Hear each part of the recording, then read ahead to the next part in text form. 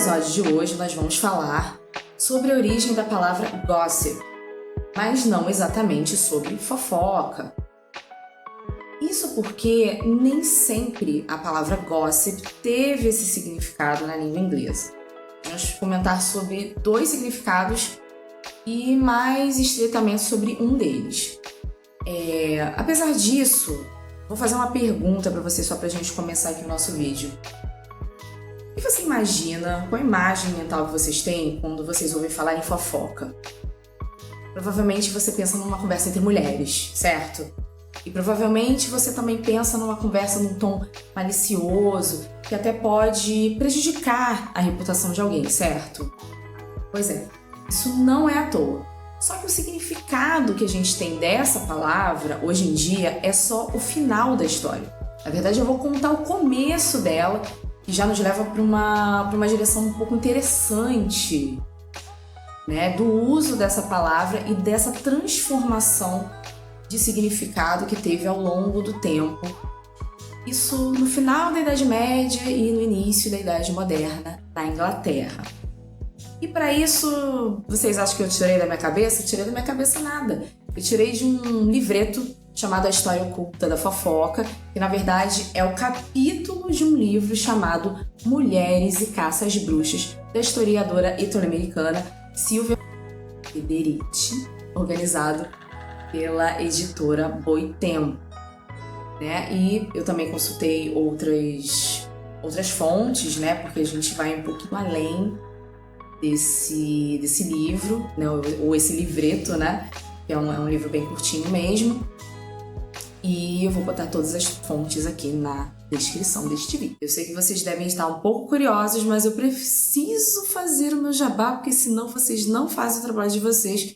Que primeiro é seguir a gente nesse canal, curtir esse vídeo, compartilhar e nos seguir nas redes sociais. Uma lista de coisas para fazer, uma lista de coisas para fazer. Mas é muito rápido. Não custa nada também, de graça. E aí você vai poder assistir a esse episódio mais tranquilamente. E a outros episódios também que virão. Inclusive, se você tiver sugestões, é só mandar um e-mail para diversilingua@gmail.com. É importante a gente começar pela origem da palavra gossip, que é a junção das palavras God, que significa Deus, e Sib, que significa aquele que tem parentesco, aparentado, ou irmão, né, em geral, significando irmão ou irmã.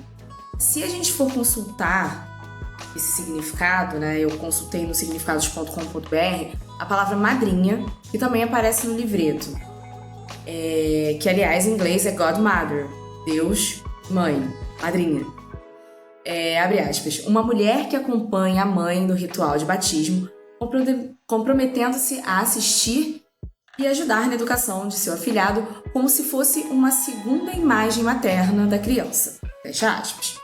Então, ser uma gossip era ter uma relação muito próxima com outra mulher. Só que em outros aspectos da vida também, né? Como no momento do parto, por exemplo. E, por sinal, a explicação que esse livro dá é que a origem da palavra gossip antiga, a mais remota de todas, era godparent, que significa padrinho ou madrinha, né? Que ao longo do tempo tornou-se uma palavra para expressar a relação de forte amizade entre as mulheres. Só que eu trouxe o significado da palavra madrinha justamente por causa desse laço, né? Em vez de a gente transferir de uma mulher para criança, mas sim transformar isso de mulher para mulher. Nada, não estou querendo fazer jabá de nenhuma loja aqui, gente. É só isso mesmo que eu quis dizer. Uma amizade de mulher para mulher. Completou alguma coisa na sua cabeça? Algum jingle? Não foi de propósito, eu juro. O livreto, para fundamentar o argumento de que o termo era usado, vai utilizar alguns textos, né? E o primeiro deles é o Ciclo de Chester, que era um drama religioso encenado e financiado pela guilda A gente vai falar bastante dessa guilda, vou explicar um pouco mais o que é, mas primeiro eu vou falar sobre o papel dessas encenações. Então, elas eram feitas para mudar a opinião pública sobre essas mulheres que não tinham o comportamento esperado para a época, né? Mas, então, vamos explicar o que é guilda para você entender o paranauê da situação, o que está acontecendo aqui.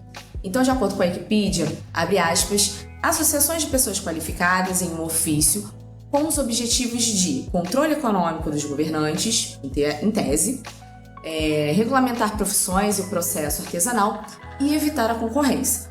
Então, pelo que a gente está vendo, é um grupo que estava buscando proteger os seus próprios interesses, mas eles queriam influência tanto na área econômica quanto conquistar a população local, dizer assim, né, ideologicamente. Então, o que acontece? Eles faziam questão de financiar essas encenações para poder reforçar essas pautas de comportamento que satirizavam mulheres que eram simplesmente independentes. Então, para vocês terem uma noção do conteúdo desse texto, havia acusações do tipo grupos de mulheres que iam para as tabernas, que era tipo os barzinhos da época, para encher o pote e fofocar com as amigas. Pois é, era algo que às vezes não era muito aceito na época, mas acontecia e a gente vai falar disso com mais detalhe. Citei outras fontes, né, porque a gente vai um pouquinho além desse livro, né, ou esse livreto, né, que é um livro bem curtinho mesmo. E eu vou botar todas as fontes aqui na descrição deste vídeo. Em uma das canções citadas no livreto, né, pra gente entrar um pouco mais nos detalhes, é descrita uma cena em que mulheres de classe média, principalmente classe média baixa, iam para as tabernas em duplas para não serem descobertas por seus maridos. Chegando lá, pediam bom vinho e começavam a falar mal dos caras, de problemas no casamento. E aí elas chegavam tarde e diziam: "Oi, amor, tinha ido à igreja, por isso eu cheguei tarde." Pois elas inventavam que é a igreja. Gente, o que eu posso dizer nesse momento? Vocês pavimentaram o caminho para que nós pudéssemos andar. Vocês são divas. Sabe de que eles me chamam? De Queen!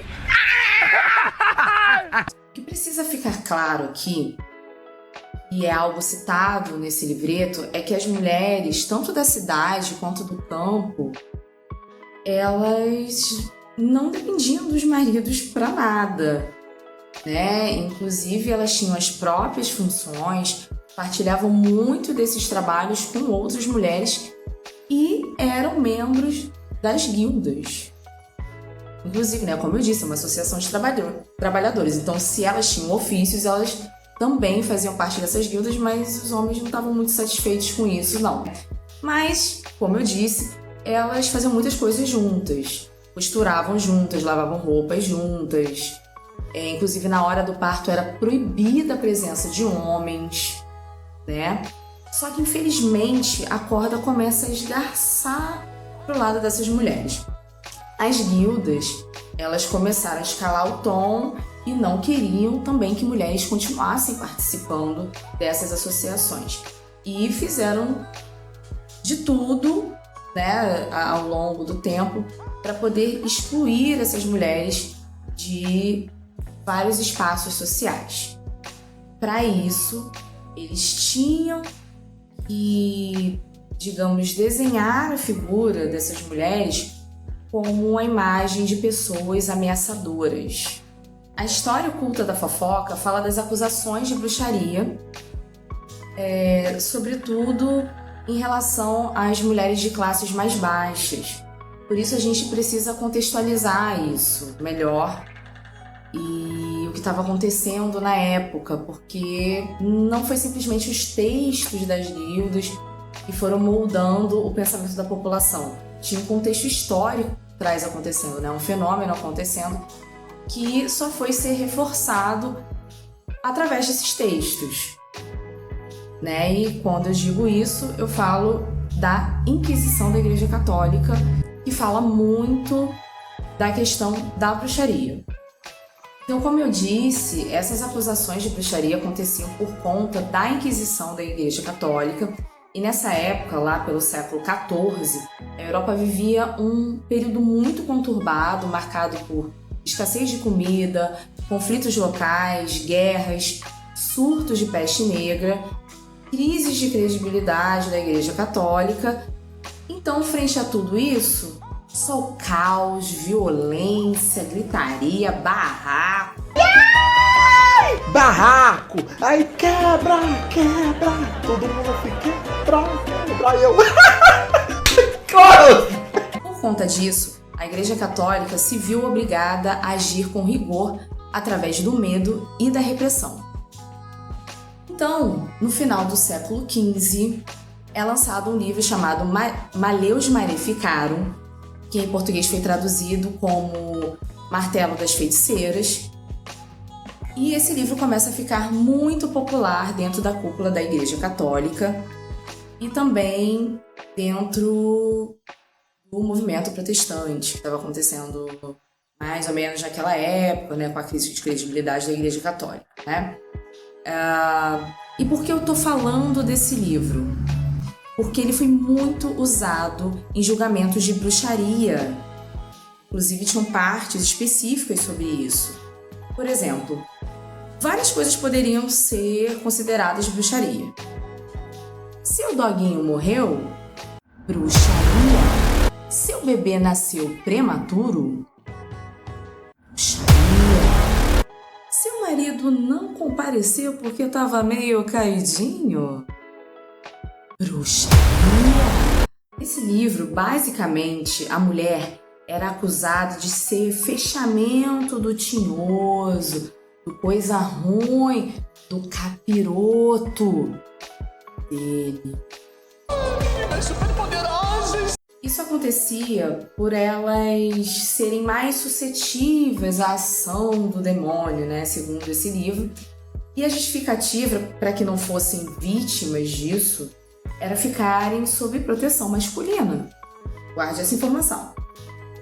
Com tudo isso acontecendo, a palavra gossip foi aos poucos tendo o significado que a gente conhece hoje. Porém, no História Oculta da Fofoca, o significado antigo ainda perdurou até o início do século XVII, de acordo com o texto que foi citado no livreto, que exaltava, inclusive, a união feminina. E é muito bacana, né, ver trechos de que não condenavam completamente essas mulheres, né? Ainda segundo o livreto, as mulheres foram perdendo mais espaço no âmbito familiar, com a ascensão da figura masculina como a figura central, né, da família. Então elas já não tinham mais ofícios, também não participavam mais das guildas, né? Eles finalmente conseguiram expulsá-las dessas associações. Então, se antes as mulheres eram retratadas como figuras fortes e assertivas, né, apesar da sátira, que enfrentavam seus maridos, agora elas são punidas na vida real de forma rígida. E uma das formas de punição era uma engenhoca que parecia uma espécie de mordaça misturada com um capacete, chamado de Brandt's ou Gossip Bridle. E a gente vê aí que a palavra gossip já entra com esse conceito um pouco mais negativo. E o Gossip Bridle seria como rédea para fofoca, que tinha uma parte de metal que ficava para dentro da boca. E ela tinha partes um pouco cortantes, né? E se a mulher tentasse falar, feria a língua dela. E isso, essa engenhoca era muito usada para mulheres consideradas subversivas ou acusadas de bruxaria. Sabe aquela famosa cena de Game of Thrones, que uma personagem foi conduzida pelas ruas e as pessoas gritavam shame, shame, shame? Pois é, foi o que aconteceu com várias dessas mulheres. Elas tinham que andar com essas mordaças pelas ruas, demonstrando às outras mulheres o que poderia acontecer caso elas não fossem obedientes aos seus maridos. Como pode perceber, a casa caiu para as gossips mesmo, né? E elas tinham que obedecer cegamente aos maridos, venerá-los e ficar só dentro do ambiente da casa. Não podiam visitar os familiares. Inclusive, na Inglaterra, foi expedido um decreto que proibia essas mulheres de conversar. Então, os maridos tinham que mantê-las isoladas em casa.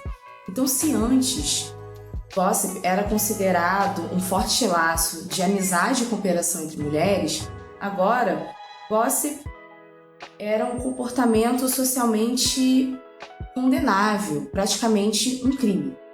Pensando no fato da mulher ter sido arrastada para esse lugar de ser subserviente, bastante restrita na sua participação social, a conversa entre mulheres acabou se tornando algo ruim ou até mesmo destrutivo para outras pessoas.